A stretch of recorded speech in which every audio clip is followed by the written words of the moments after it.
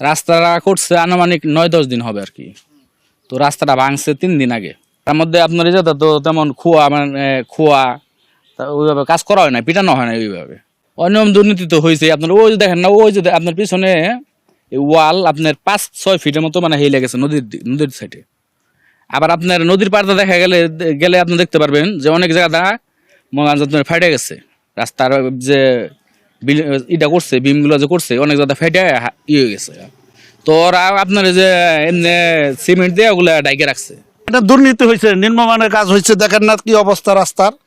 রাস্তা মাত্র করছে কয়দিন হয়েছে, নির্বাচন কয়দিন আগে ঢালাই দিল।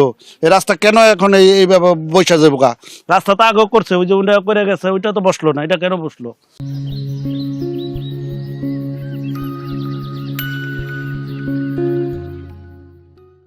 অবশ্যই নির্মূলের কাজ হয়েছে, দুর্নীতি করছে।